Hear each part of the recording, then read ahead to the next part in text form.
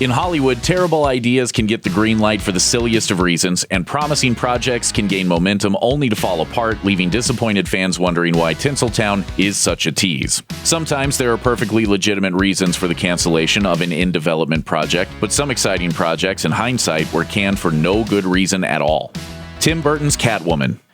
Most fans agree that Michelle Pfeiffer's turn as Catwoman was the best part about 1992's Batman Returns, Tim Burton's uneven follow-up to 1989's genre-redefining Batman. We almost got more of it in the form of a standalone Catwoman feature starring Pfeiffer and directed by Burton. But it was Joel Schumacher's Batman Forever, the neon-drenched 1995 sequel to Batman Returns, that killed the idea for good. Sucking up your IQ. Yup.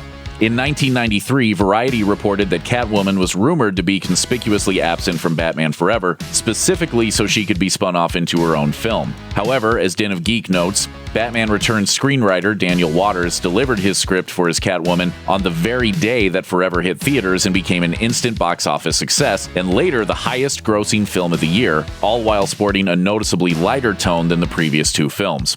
Warner Brothers decided that dark and gritty just wasn't the way to go and scrapped Catwoman, which eventually morphed into the light, goofy, and supremely terrible 2004 Halle Berry vehicle of the same name. Having learned its lesson, the studio then swung super hard in the dark and gritty direction with 2005's reboot Batman Begins, and never really looked back. Hellraiser Origins. Clive Barker's 1987 horror masterpiece Hellraiser launched a franchise that is widely considered to get worse and worse with each entry. After 2011's Hellraiser Revelations, the 9th film in the series, delivered the final insult by replacing beloved Pinhead actor Doug Bradley, fans had little reason to be excited about the future of the series. Until, that is, a screaming nightmare of a trailer showed up on YouTube on Halloween 2013 and blew everybody's hair back.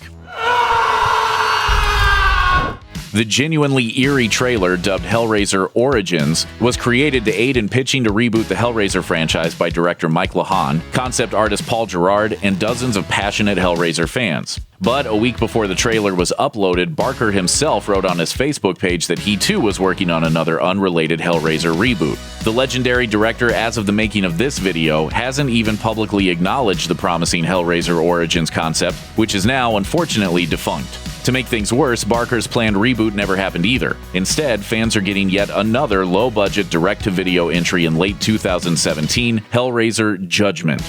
Boo. Paul Verhoeven's Crusade.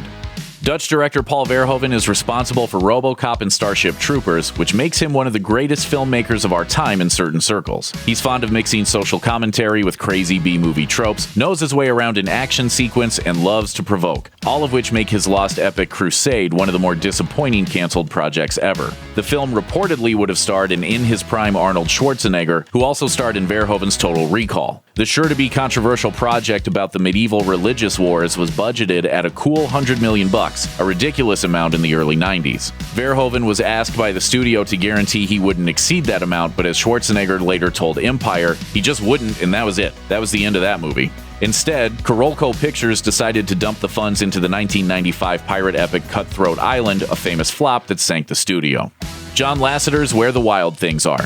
Today, John Lasseter is the big enchilada at not only Pixar, but all of Walt Disney Animation Studios. But in 1983, he was just an up-and-coming animator at Disney, which was in a bit of a slump at the time. Lasseter was convinced he was onto the wave of the future. He came back to executives with a 30-second test animation based on Maurice Sendak's beloved children's book Where the Wild Things Are, which blended hand-drawn and computer-generated imagery in a revolutionary way.